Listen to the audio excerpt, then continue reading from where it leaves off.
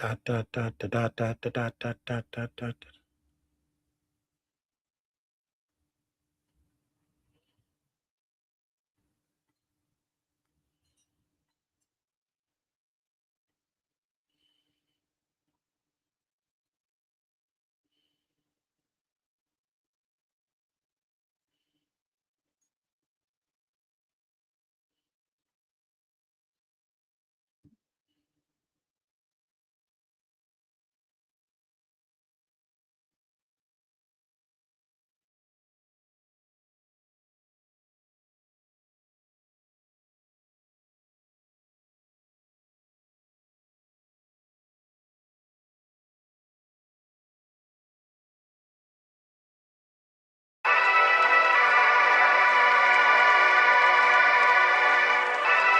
Ladies and gentlemen, your attention, please.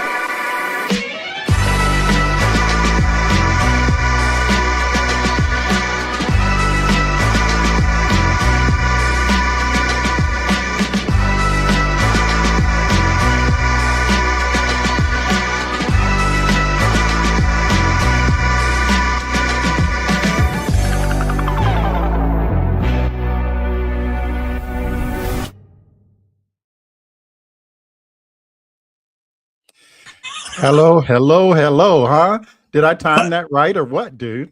I've been hustling today, man. Man, this is a you'll be able to cool down. Man, I know. This is gonna be this should be fun, right? right? I'm excited. I mean, I'm all for some fun. So the last one we had, yeah, Sinners, man. You know, and then what we doing the Matrix today? The Matrix, yeah. I've got all the stuff queued up, man. Look at that. Huh? Oh, look at that. Yeah, dude, the Matrix. I have to tell you, just to give a little bit of background, folks. So what was it? A week and a half ago, we did a show on Sinners, and it was so well received, I guess. And I suspect people are just kind of like, they want the news, but damn, it'd be nice to talk about something else, you know? So this is kind of, folks that follow me or have read my newsletter. Wait a minute. I'm getting all ahead of myself. Folks, hang on a second. One of these days, I'm going to learn how to do this. I'm Marlon Weems, and I publish the Journeyman newsletter on Substack. And my guest today is Mr. Frederick Pogue. And he is the publisher of Mrs. from a Middle-Aged Man, which sounds quite serious, but I'm guessing it's probably not. But yeah, I mean, I just don't get too many chances to use the word Mrs. so much respect, my brother. You know how that title came about, man? Is like, please tell me. I was sitting on Substack, and I said, all right, I'm gonna start writing. And it was one of those things of kind of self-sabotage where I was like, I'm going to come up with some jackass alliterative, title that ain't nobody going to read. And I said, so there we go. Missives from alliteration, missives from middle-aged man. And I said, there it is. And, and people, now I'm stuck with it. No, it's all good, man. I mean, look at me over here. I'm the journeyman. I mean, now it's gendered, but not really. I mean, in the sense that my understanding of the word is, of course, you've got it in, I guess, sort of union related stuff, they're different levels or whatever. But my intention when I picked that name, and the one that I left on the cutting room floor was the man in the arena. And, that came from, Teddy Roosevelt. This speech. And I always liked that speech. So I just was thinking, I've been in an arena, and so, but whatever. But I think I might have been watching football game or basketball game or something, and they referred to a guy as a journeyman. You've heard that. Yeah. A guy that's been on teams, played in the big leagues, but he never necessarily didn't win a Super Bowl, and so, but still was a pro, right? And so that to me really described my career. 30 years worked, did stuff in the South, and then went to Wall Street. So I got in the big leagues. I got in the big show, but didn't get a Super Bowl, man. I got no rings. So, so anyway, dude, folks, it's funny. Like, you want to know how I heard the Man in the Arena speech? Like, in 1995, when I was at Marine Corps recruit training, there was our drill instructor, Sergeant Norman. And here I thought I was going to be okay because I'm 6'5". I was like, oh yeah, all the drill instructors going to be right at my nose. I'm just going to see the top of their smoky. I'm not going to have. Well, drill instructor Sergeant Norman was 6'8". And he had hands bigger than my face, right? Like, he was the most intimidating dude that you could possibly, like, square-jawed, Neanderthal-looking dude, infantry, like. And when he had us, because they'd have a drill instructor that have to stay overnight. When he was staying overnight with us, right after lights out, he would just repeat out loud the Man in the Arena, the whole thing before we would. And so I heard it multiple times before I went to sleep in Marine Corps boot camp, the Man in the Arena, dude. like in 1995, when I was 18 Wow. years old, and he's like, I want you to know, you think it's tough, but here's what you need to get through. That's wow. What a story. Yeah. And I was like, people were like, have you read the Man in the Arena? Read it. I heard it. Like, what are you talking about? On a daily basis, huh? It was like a fire and brimstone pastor. Dang. A Marine Corps infantryman reading it to me at night. Well, that kind of changes my way, but so all that to say, folks, that Fred and I did this. We did a similar live stream on Sinners, I guess a week and a half ago, and a lot of folks liked it. So give the people what they want, right? So today we're going to talk about the Matrix. And Matrix. Listen, and just to kind of lay the ground rules, I mean, this is kind of wide open, two dudes. Just, I guess if we keep doing this, we're going to have to start bringing a beer or something, or scotch, whatever your thing is, or Kool-Aid. I don't care. But, just, I mean, I think I want it to be like if I'm sitting on, somewhere talking about movies. I enjoy doing that. And I have watched a lot of movies in my day. And I mean, like this shirt that I have on, 99% of the people don't have a clue. It says JT Marlon, and people think because my name's Marlon that it's a play on that. Not a lot of deep thinkers, but it's actually from a movie called The Boiler Room. And it's okay. It was a sketchy ass brokerage firm on Long Island, and they were just pumping and dumping, and it's one of my favorite movies as it relates to Wall Street. And maybe we can do that on a different show, but today we're going to talk about the Matrix. And I was just kind of looking up. I guess it just didn't occur to me how long ago this movie was made. Yeah. It was made in 1996 by what was then the Wachowski brothers, but it's, they've transitioned now. They're just the Wachowskis. And it's both of them, right? It's both of them. Yeah. It's both of them. And it's so interesting to me because I haven't checked this, but it's got to be ranked as one of the top sci-fi movies of all time. It's just got to be because, I mean, and they, just the whole concept of it came out of, they sort of combined, the hacker tech culture and, anime. And I mean, I remember like the clothes, because I was like, dang, where'd they get all these clothes, man? All this leather and all this stuff.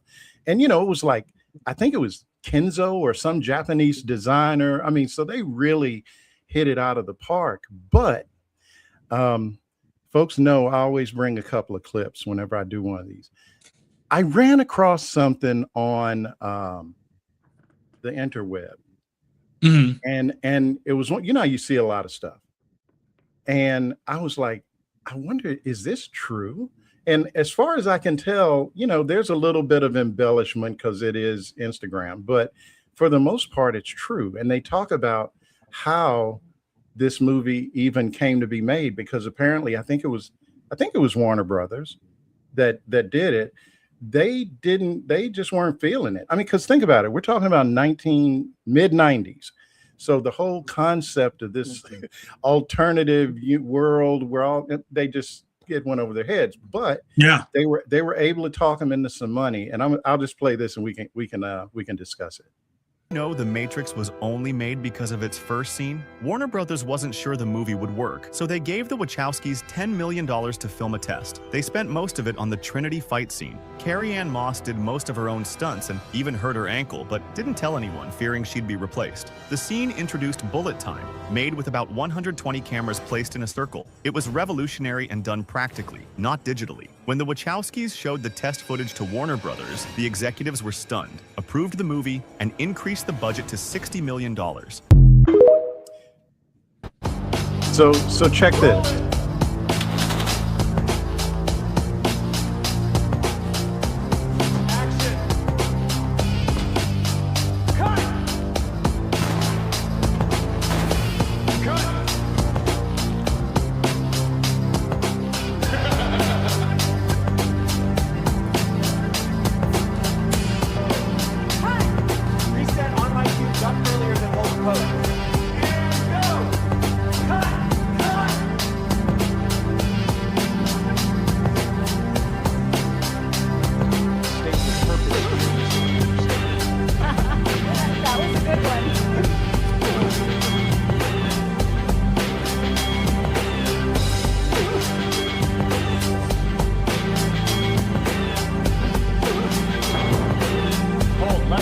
Dude, that helicopter scene. Yeah. So, Dude, so go ahead, man. Before we jump into it, fun fact. When I was politically organizing in East Tennessee, I got a supporter from Hollywood. And that's how I started to get to know some Hollywood folks. Mhm. Her partner, I was at her house and I saw an Academy Award on the shelf. And I was like, oh, she's like, yeah, it's my partner. He does digital effects. And I was like, what movie was that for? I was like, The Matrix. Woo. And so Wow. I got to talk to him.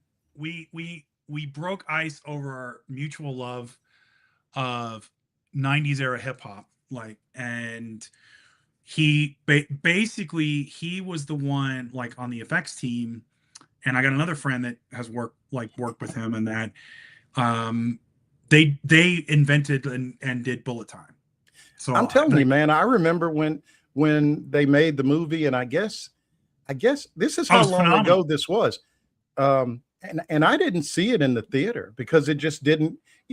What folks have to really think, kind of those that weren't around, there was no social media. No. There was no, really, the internet was just kind of getting where everybody would try to use it.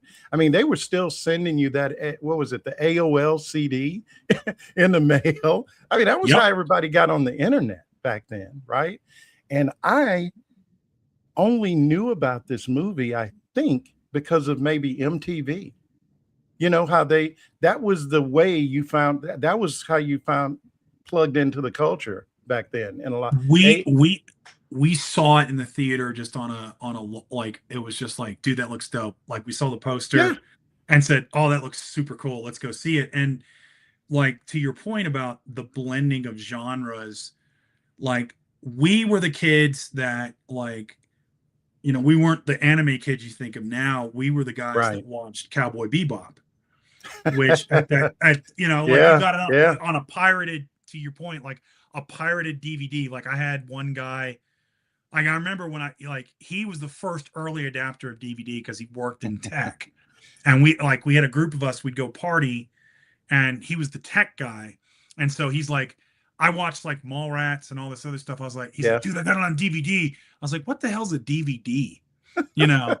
and so he's like, oh man, I got this thing from Japan called Cowboy Bebop. You got to watch it. And I was like, okay, let's watch it. And so we watched it, and we'd watch something like when we were pre-gaming. So I'm watching Cowboy Bebop, and I'm like, oh, that's noir, right? Oh, that's this. Mhm. Like, oh, that's okay. This is dope. Because I was like a Tarantino at that Okay. time. I was the Tarantino going backwards. Like, I like Tarantino and Bruce Lee, and Mhm. I was watching and he's also, he's like, I pretty much get anything. And I was like, can you get some of the films at Tarantino? He's like, oh yeah. He's like, here's Black Samson, and here's this. So I'm watching blaxploitation films, and then we saw the Matrix poster, and we're like, dude, that looks cool as shit. Let's go see it. And we were blown away because like Bullet Time was like, Oh, I know. Nobody's seen anything like this. what And is see, when this? I saw it at home, and this Yeah. was before flat screens. So I watched it on well, first of all, it wasn't a DVD, it was a cassette tape on my No. Sony Trinitron, which was like, that was the shit to have, right? Yeah, I it had was, dude. the Yeah. biggest, heaviest fucking Sony Trinitron you could carry to your car, Yep. Yep. And I like you, I saw the poster. I had seen a couple of things on like clips, not, just sort of not really focused on what the core thing was about. And so I didn't have any idea what this movie was really talking about No. until I turned it on. And we were just sort of like, well, like Keanu Reeves, whoa, And Yeah. I mean, it's just so interesting to me as I'm talking about this, just thinking back on how like analog our shit was. I mean, it was Well, there and was the fighting's just like not even Bullet Time, man. Like the fighting style, the wire work, because oh, that I happened know, then in Crouching Tiger, Hidden Dragon. That was it. Like there was a dude. time in like the late 90s, early Hmm. 2000s where there was like a Three Musketeers movie that had wire work and all this other stuff. Dude, Like everything had like wire work in it for a time we because of got the to talk about Matrix. Trinity because that movie comes on and it's got that noir feel, and this woman's running from the police, and at some point she kind of runs up the side of the wall, and I was like, did she just run? Up the Did she side of go a up the wall. side of the wall? What the fuck Yeah. is this? What are we watching? Right. Because we'd never seen that live. No, Like you I'd didn't never know, seen like it. none of that existed. Like there was like you had, like the 80s stuff was explosions and big Right, muscle guys and right, and gunshots, right? and yeah. What's his name? The guy that At, makes all the movies where shit blows up all the time, right? right. Yeah. And it's like, and then Bruce Willis kind of put in the smart cracking, like you Die Hard, Hmm. like and John And so did McTiernan. Schwarzenegger Yeah. too. But You know, like, I'll Bruce Willis was like the everyman that kind of like that was that like it went from Buff Sly and Schwarzenegger, and then right. now you got Bruce Willis and Die Hard with Yippee Ki and all the classic one-liners, and you've got like the John McTiernan sort of action sequences and you're like it's a lot of explosions and a lot of cool like action sequences, but then you go and see the Matrix, and she runs up the side of a wall, and you're like, Oh yeah, it was like, and the other thing about it too, and I have to say, just because um, Lawrence Fishburne wasn't really big, but black folks knew no, about him from, well, and people knew about him.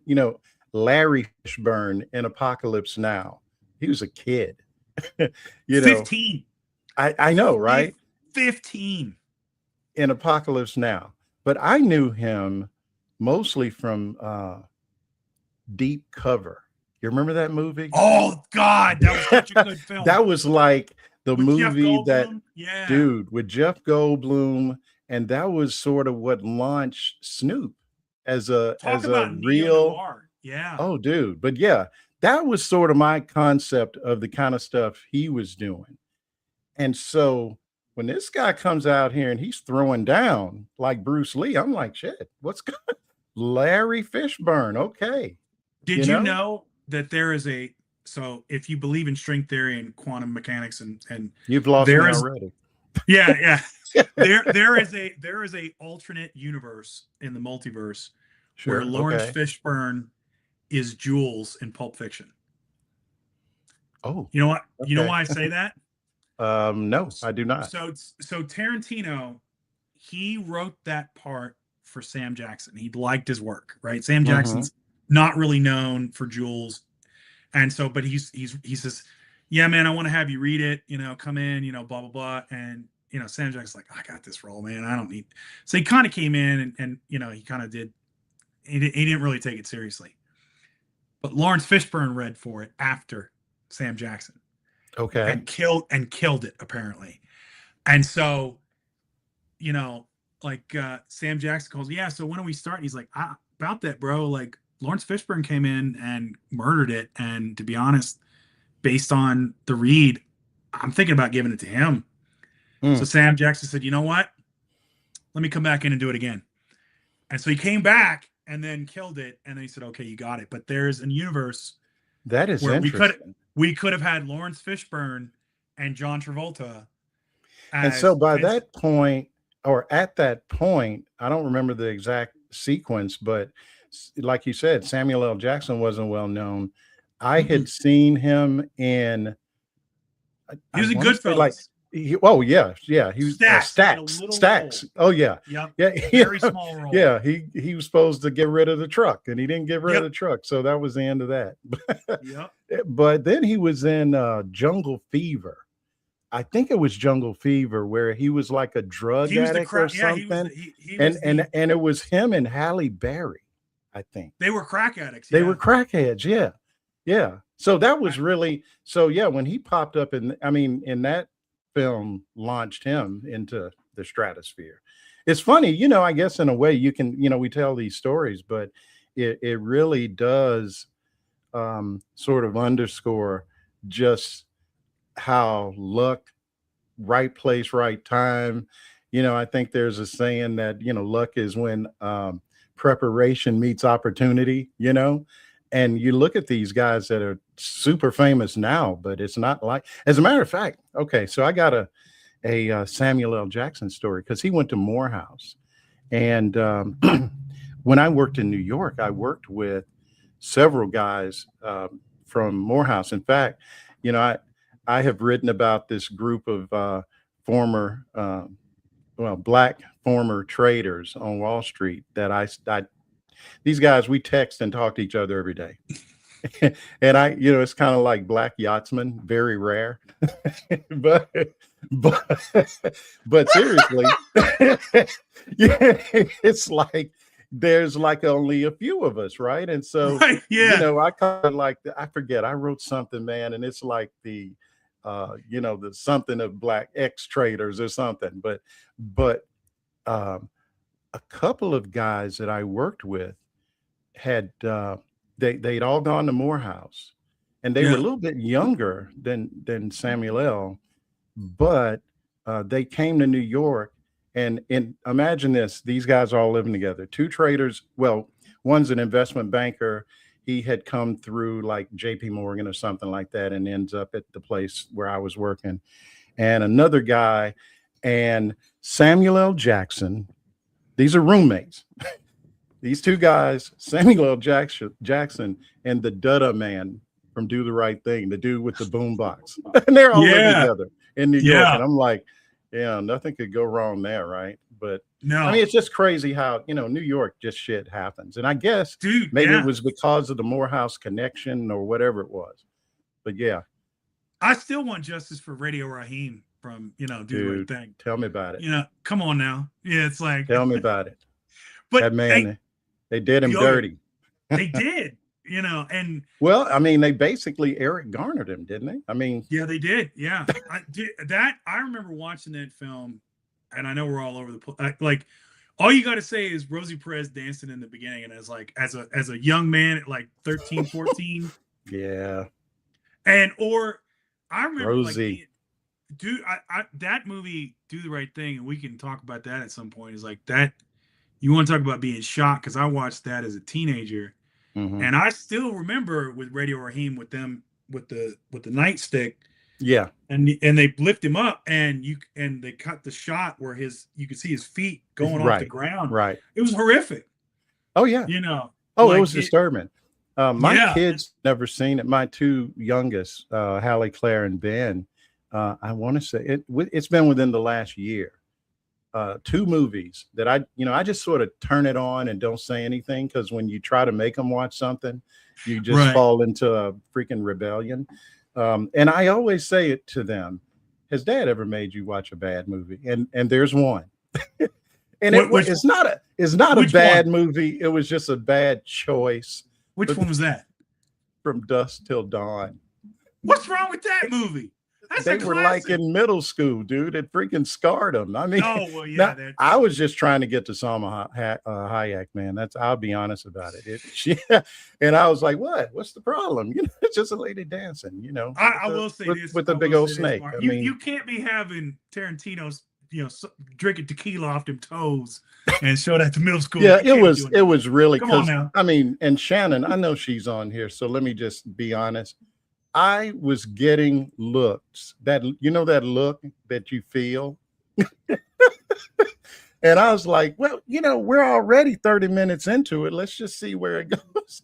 I had seen it. I knew what we were in for, but my children were like, Dad, why Dad making us watch this?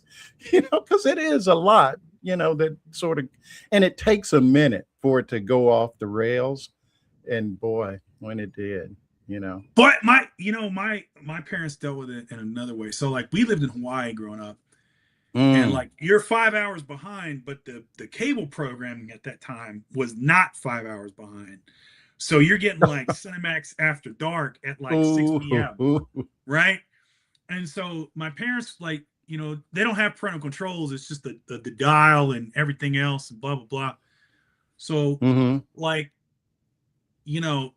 they kind of said, all right, we're going to have the sex talk, and we're going to sit down and we'll watch one of these movies, and we'll because they had the raunch comedies with a lot of boobs and everything else, blah, blah. And ain't nothing, and I'm sitting there watching this, I think it was Hard Bodies or Hard Bodies 2 or something. And Hard Bodies, the sequel. Right. And apparently, it's the screwballs, like boobs everywhere, blah, blah, blah.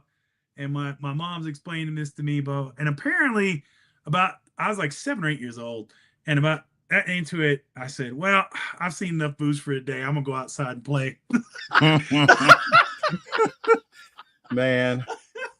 See, what happens is we've gone off the rails, but this is an unscripted show. Right. And we can't move on from cable TV, from late night cable. I have a story. So my two oldest sons, when Hallie, wait, was it Hallie? I think, I can't remember which kid it was. It was Hallie or Ben. One of them, it was when they were born. So, I think it was Hallie. We're off to the hospital, and it's overnight. And my two oldest sons are like, I don't know, maybe 15 and 12 or, something like that. And so we leave them, give them instructions. They're up in New York visiting me for the summer. So we're at the hospital all night long, and we get home, and, life goes on. We're trying to figure out how to parent this new child. Right. So I don't know, a month goes by, and I get my cable bill, and it's hundreds of dollars. And it's Swedish stewardesses on, the planet such and such, just one crazy, soft porno thing after another. And I'm so like, I called the cable company. I'm like, what the hell is all this, And well, actually, I came home from work to a very stern look, because Shannon's got the bill, and she's like, Marlon, what's this? And I don't know. So of course, what has happened, I started looking at I call the cable guys, and then they're like, well, we can, dude, it was so embarrassing. There's this woman, and she's, well, let's see. It looks like you watched Swedish such and such, so-and-so on such and such. And I'm like, no, I got the bill, ma'am. You don't have to read it to me. And it turns out it's my two sons that have taken advantage of, us at the hospital. And I'm like, dude, your sister's being born, and this is what y'all are doing. And they're both pointing at each other. Like, well, and dude, it's like multiple movies being watched at the same time. Like they're just going through the whole repertoire of whatever the hell is on. One. You gotta have no, it's like they're looking at two movies, like literally flipping back and forth, I guess, because this is before you could speed to whatever scene you want to watch. Yeah, they're just going like, oh, dude, look at this. Whoa, here. And yeah, I don't need the plot. Yeah, it was not. They were not analyzing the just the thematic properties of the movie. But yeah. Oh man, those days. So, dude, all right. One quick story, then I will try to get this back to the Matrix. You see, man, this is what you open yourself up to. I know, right? So maybe I should change this to Journeyman Unscripted instead of Unfiltered. Right, there we go. Huh? We can just have some raucous conversation. I might do that. Yeah, so this is pre-internet, right? Because this is 19. So this would be 95. Okay. And I'm a senior in high school. No, it's the summer 94. It's summer 94. I'm getting ready to be a senior. I was a volunteer firefighter because it's like, oh yeah, you get to sleep in the fire hall and lift weights, and how cool is that? And blah blah blah. So part of what you did was you did a controlled burn on these older houses, right? Like before, you're going to knock them down. It's like sometimes you don't bring a dozer in because it ain't near nothing. You just light the house on fire, let it collapse, and then you go about to rebuild. And and you're just there to make sure it don't spread to the field or and all that good stuff. So we're at the house, this one house, right? Old house. And fire captain goes, hey, y'all three boys, go in there and make sure everything's out. Check the basement, make sure there ain't nothing to explode. Because you gotta look for like flammable stuff, oil, and everything. Okay, yeah. You light the thing on fire, and you got a problem on your hands. So we're doing another pass, and we see this box in the corner, right? Where I'm going. You didn't open the box, did you? Yes, we did, because you had to check, man. There might be gas in there. Could have been a bunch of rags or something. Right. Well, there were rags. Oh, they were. Oh boy. They just happened to be, 1980s Playboy and Penthouse, right? Now, again, this is pre-internet. Yeah. The only gift that you have as a young teenage boy is Victoria's Secret and the Sears catalog, right? That's so sad. The Sears catalog, dude. Well, they did have like a lingerie section, so that's there it. you go. That's what you got. And so we look at this, and it's a treasure trove. And so we go, all right, bro. This is why I tell these youngsters, like, y'all don't know how it was pre-internet. Pack the box up, walk up the stairs. We took this thing into a field away from the house, put a stake by it, right? We do the burn and left it so you can come back. We do a burn, and then we come back. They're like, "Oh, great job, boys! Blah blah blah. Y'all go home. Thanks, Captain. Blah blah."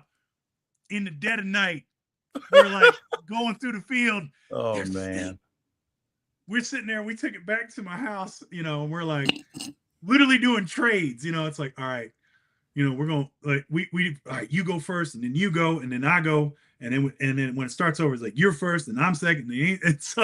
And we had them all lined out, and it's like freaking how you do with fantasy football. So it's basically, it was like trading baseball cards, huh? Yeah, we're like, all right, man, you get 2 minutes to make your pick. We did it like it was an NFL draft. It's like, all right, you got 2 minutes. You can't be sitting here all night because we'll be here all night. We're looking at the clock. We're like, all right, go. This was a long time ago, people. Don't hold it. Don't judge. People, it was low tech. We just, man. Dude. Because I'm serious. I'll tell you, and I actually am writing something about just how technology changes. And, you take a film like The Matrix, when it came out, it looked like, it's a great movie, but this shit never happened, right? And now, they don't even need half the shit to make that to make a movie like that now, you can damn near do it on your iPhone, you know? Yeah, you can do it on yeah. Absolutely. And not only that, just conceptual.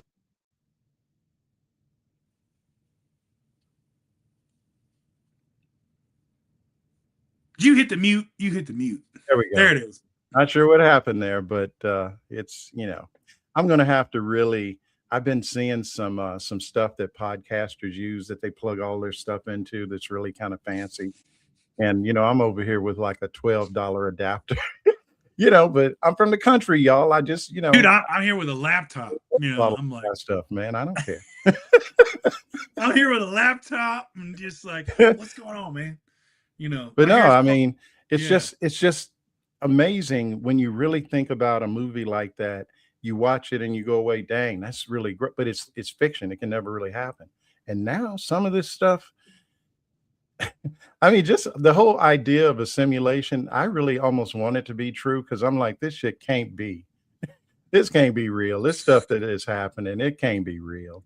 And I mean, I promise we're not going to go into politics, but everybody knows what I'm talking about. It's just now the Matrix hits a whole lot differently to me. Well, yeah, I mean, the crazy part of it is like, you know, you had that sort of like the conception of like liberation. I remember when I was studying philosophy in college, that part of what they were selling for that was when, you know, the Matrix and philosophy, right? So they had like authors that would, and you could probably buy it still, where they'd have like writers taking like philosophers and applying it to concepts in the Matrix, and you know, and you know, talking about string theory and talking about you know, the self, and you know, like what's the true self and everything else. And but then, man, you got some like what the cultural impact of that,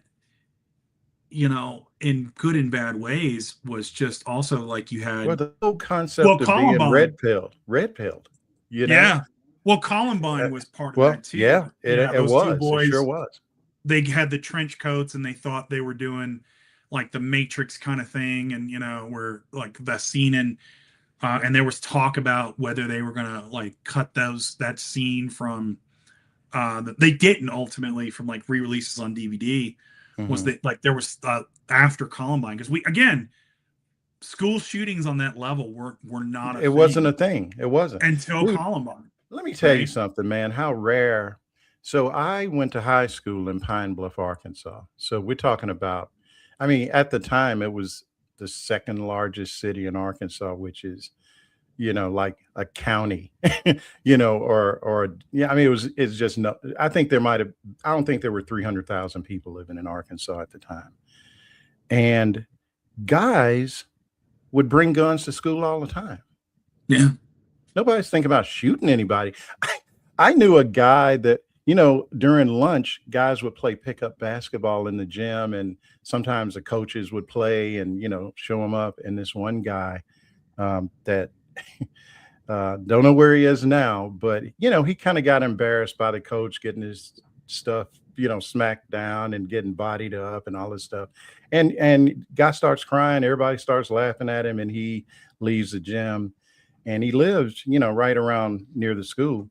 About 10 minutes later, that gym door opens up, and he's got a gun.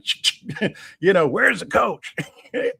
And nobody got shot. He was just mad. And everybody's like, Virgil, put the gun down. You know, and the whole idea of, even if he had gone off, it was only the coach that he was mad at. He wouldn't have shot everybody, but just the concept. We had a gun club at my school. Yeah. So like in the yearbook, it's a bunch of dudes with a Confederate flag and they're posed with like their shotguns and shit. The gun club. Yep. At school.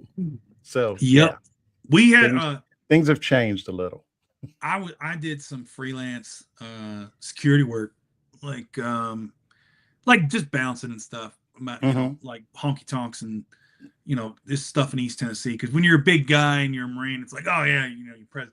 And I remember I was working this club, you know, a buddy of mine's like, hey man, they need some help over here. they're gonna pay us $50. It's like, all right, yeah, man, we'll go stand around for a few hours and empty some trash and we're good.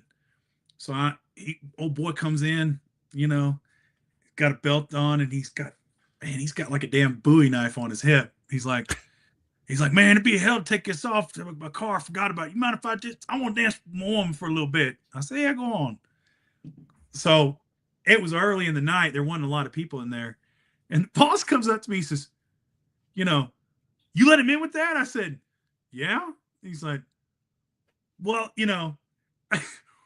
why'd you do that? I said, well, I told him not to pull it, The honor system. right. See? And he See? did.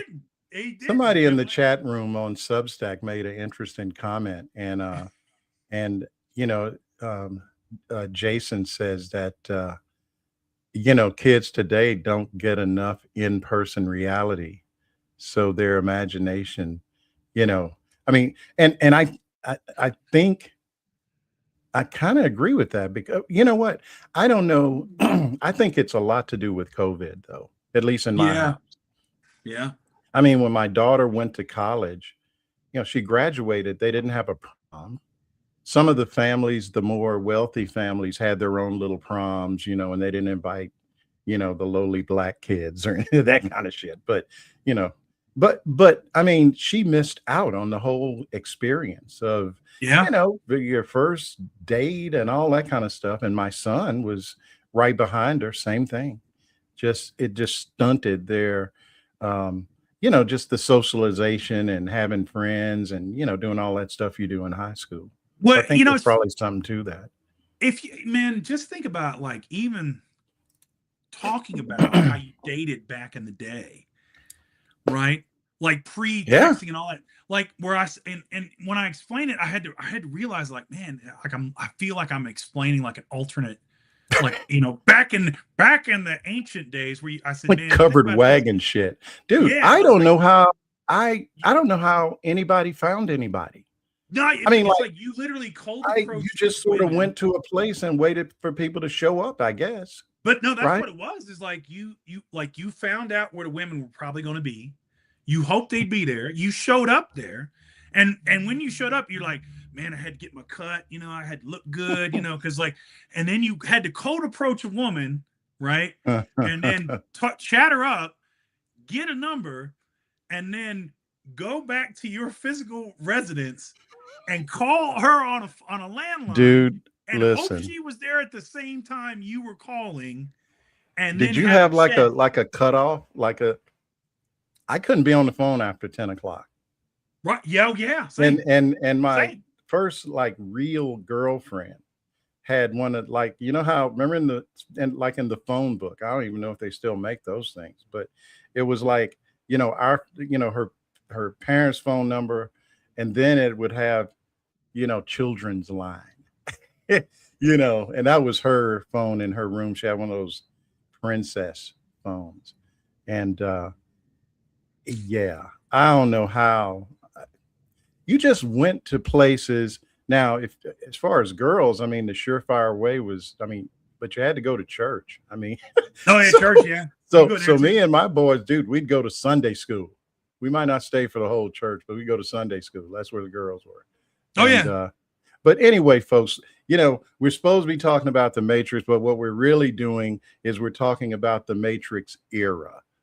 No, we are. And just how different it was. And then this movie, Chris Rock had that joke where he talked about, he's talking to a girl on the phone, and he said, of course, your dad answers the phone. It's like, you're trying to chat her up and be all cool. He's like, hey, your Pokemon's ready. Yeah, Dad would get on the other line, right? Yep. Dude, I'm telling you. I howled when he said that, because my dad would do that, because he'd get online. He's like, embarrassed the hell out of you. Hey, I'm making that Vienna Velveeta sandwich. You want one?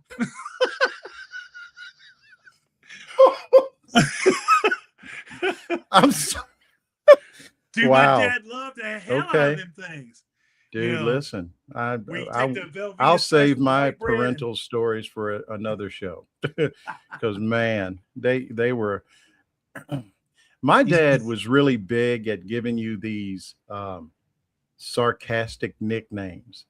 Oh my God! Yeah, right. And yeah. And so, I had several, and but the one that embarrassed the shit out of me it was every time I would do something really dumb, I'd get it. Junior Einstein.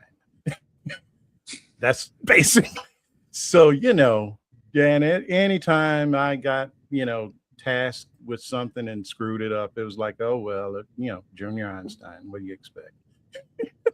So, yeah, it didn't scar me, though. Anyway, man, look, my dad would call it, because he was a basketball player, but he had this interesting one. It was called Bumble Jump, right? He said, "Oh, you bumble jumped the hell out of that one." And what the I know what that was, means, though, as it relates to basketball. I can just sort of see it. Yeah, what it was for him is like, I said, I finally asked him, "What the hell's a bumble jump?" He said, "You ever try to jump over the fence and that top thing catches you and you fall flat on your face on the other side?" He said, "That's a bumble jump." And Okay. I said, "Yeah." He said, "So when I tell you bumble jumped it, that's what you did.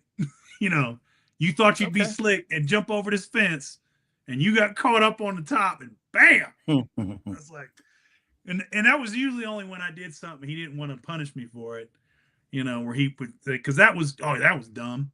No, he's like, if I already suffered the consequences, he'd be like, "Boy, you bumble jumped that one, didn't you?" Usually, in my case, whatever it was that I did was so spectacularly dumb that I just wanted it to be over. So I just didn't make a big deal. Like, I would just take my medicine and go on to the next thing. Yeah, because you're going to do something dumb later on,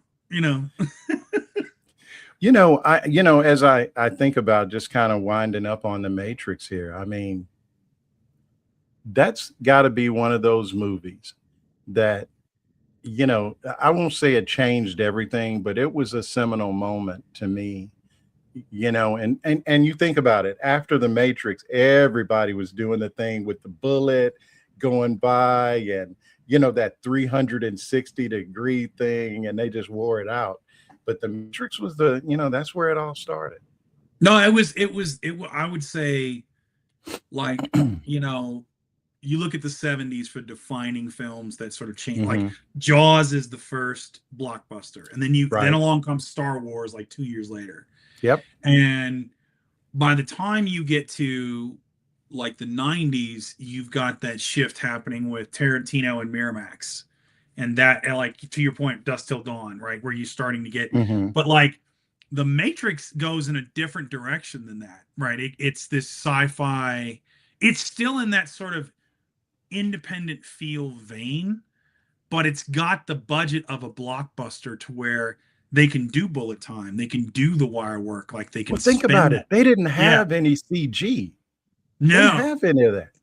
I mean, No. I guess what they had the green screen was kind of green screen, yeah, pretty much. I mean, it was green screen, and then they did the bullet time, where like the first time, and especially the wire work, you see that happen, you're just like, oh my God, like this is something completely different, and it's a blockbuster, and it starts off that sort of, I mean, really, because even after the Matrix, they tried to have the comic book films that didn't really take off. No. Because you had Spawn with Michael Jai White, and I think Martin Sheen was the bad guy.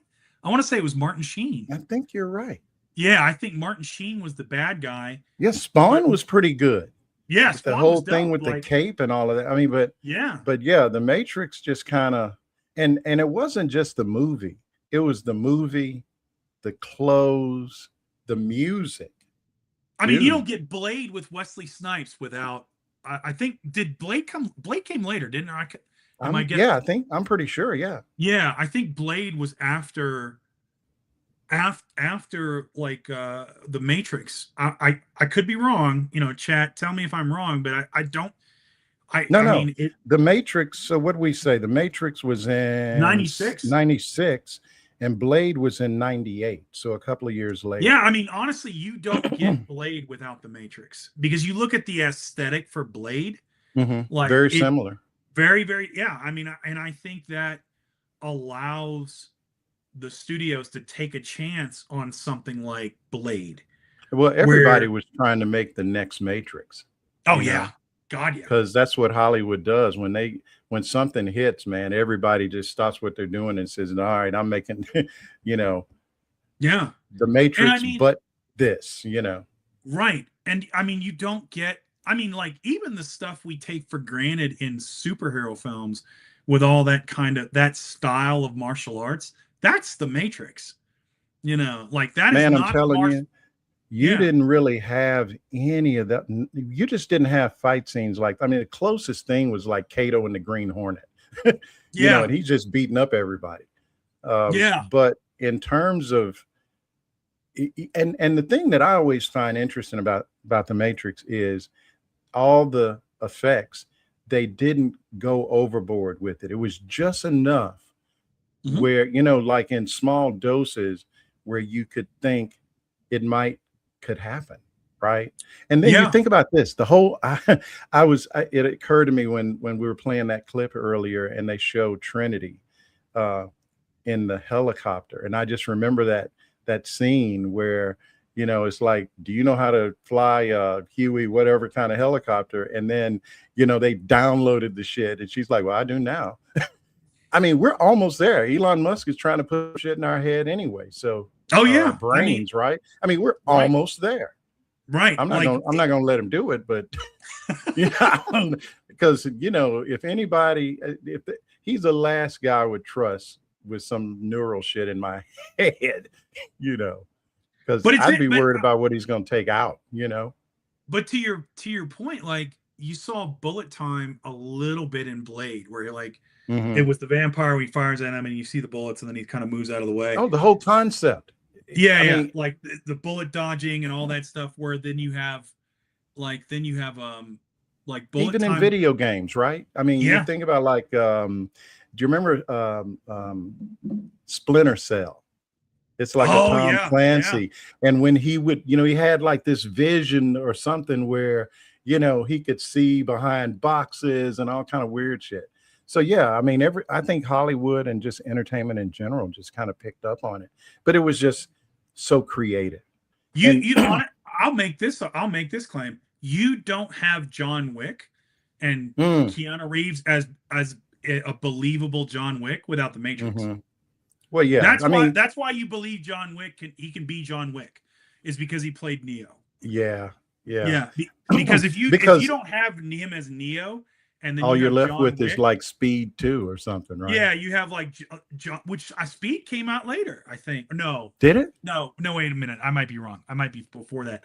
But if you have just Speed, I don't think like where he played the good guy, right? The typical Hollywood sort of like, you know, like oh, okay, he's handsome and young and he's going to be the action lead.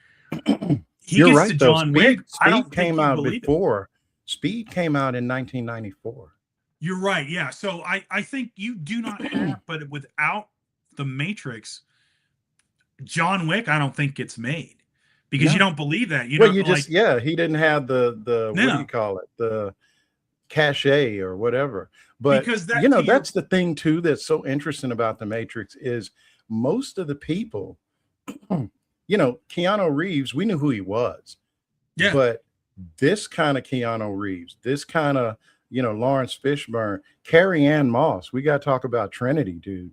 She, you know, I see that she's still Trinity to me. It's sort of like folks who won't call Muhammad Ali. They still call him Cassius. Like she's still Trinity to me, man. I'm sorry. Every time I see that woman in something, I'm like, oh, that's Trinity. You know? Right. Yeah. I mean, you know, and I don't know, what had she been in before the Matrix? I don't remember ever seeing her in anything. Man, I like that's one of those roles, man. I try to think. I'm like, man, I know I saw her in something else, but I can't for the life of me remember. I can't remember any like dramatic roles or, you know, like it's like now she's Trinity, like she was Trinity in the Matrix. It's like you see her like, oh yeah, it's Trinity. And again, it's you don't like the just in thinking about it and talking about this, man.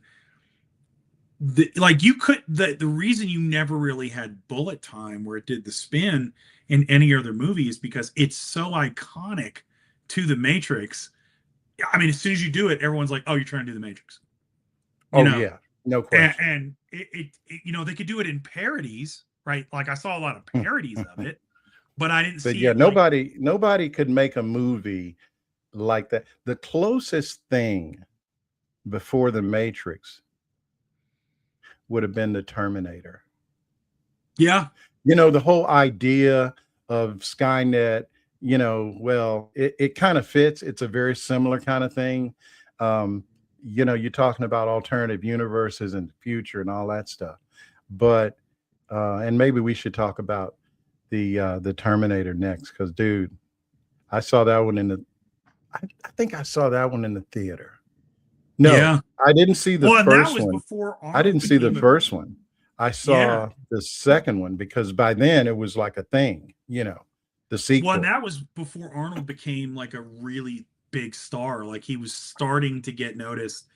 And because Yeah, I did. That's why I didn't go see it. I was like, oh, Schwarzenegger, you're not going to be able to understand anything the guy's saying. Right. Yeah, because he had made, I think he'd made Conan the Barbarian and, you know, some of these other movies. And, you know, if you just want to watch somebody beating people up, it was great, but the movies weren't that good. But then that's when Commando and, okay, time out. Our next one, you know where I'm going with this. We got to talk about Predator. That to me is one of the most underrated franchises, dude. And my folks are so tired of me watching Predator. One of the best directors to ever do it. That movie, yeah, it's broken down. It's, you know what? Here's why it's like Sinners. In Sinners, the people who are in the movie don't realize they're in a vampire movie. You know, the movie, what does it go for like 45 minutes? And they're just getting, you know, discriminated against and, you know, just doing their thing and whatever. Mm-hmm. And then it turns into, you know, the bigger story. And if you think about it, Predator's like that. It starts off, a special operations film. Yeah, it's a special ops thing. And these dudes are going to do whatever they, you know, rescue some folks and whatever. And all of a sudden, right, it turns. And I just think that was so creative the way they did it. But maybe we'll talk about that next time. Do you know who the original Predator was? I do. We'll save that then. It's sad. Because that is an interesting story in and of itself. It is. And we will save that for next time, folks. We got to figure, Fred, if we're not careful, we're going to be doing a whole different show, man. Two dudes at the movies. I don't know what. Sometimes we get to the movie. Sometimes we don't get to the movie. We eventually get to the movie. I mean, and maybe that's the appeal. That's the appeal. It's the Southerner, the Arkansas, the Ozarkian, and you, and the Appalachian and me. Where it's like you start off talking about one thing, and it's like, oh yeah, let me tell you about this thing 5 years ago. Right here. But you know what? Like, are you going to talk about the Matrix? Yeah, we'll get there. Yeah. Just calm down. We're going to talk about Keanu. We're going to get there. Folks, I hope you enjoyed the Matrix and stuff. Really? So, you know what, though? I enjoy the hell out of this because at 6 o'clock, I am going to be back with my man Arturo Dominguez. And it's not going to be near this fun. I mean, we're going to get through it, but that is our a show with no name that Arturo and I do on Thursday evenings. And, you know, I think we all need this. I really do, man. I do. I mean, I enjoy this so much. You're going to get on with Arturo, and I love Arturo. I've done lives with him, but it's like, hey, what's up, man? Yeah, well, Cuba's still starving. It's like, yeah, you heard about the blockade, right? Yeah, I know about it. And I'm like, which one? You know, that's how sad this shit is. Which blockade are we talking about? Got a few of them, and ain't one of them. You know, they ain't worth a damn. But you know, it's why do we have them? So I don't know. You know, I think it's just nice and necessary to fit in something where we don't really have to think about any of that crap, and we can just talk about stuff we like. And you and I both like movies, so I love. You know, movies. If we can use anytime I can use a movie as an excuse to talk to Frederick Pogue, I'm going to do it. Yeah, anytime you need, man, come on, we'll chat it up. You know, what are they going to talk about? Probably the Matrix, maybe. They get around to kind of.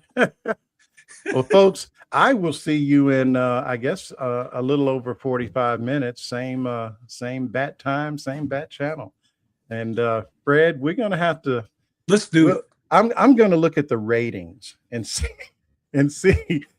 what the ratings tell us. But we might have to start doing this kind of regularly. Maybe every couple of weeks. There's plenty to talk about. Don't look at the ratings, man. Especially not after this one. Be like, I don't even know how to look at the ratings. So, folks, before we go, you know where I'm going with this. You have to like and subscribe. Follow if you're on Substack Notes. Frederick Pogue, Missives of a Middle-Aged Man. mm-hmm. And if you like alliteration, he's your guy. I'm a guy. That's me. You know.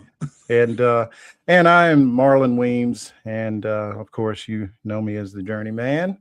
And certainly if you can subscribe, and by all means, if you can become a paid subscriber, we appreciate that too.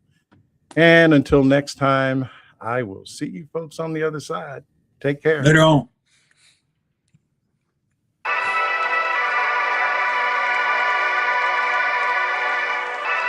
Ladies and gentlemen, your attention, please.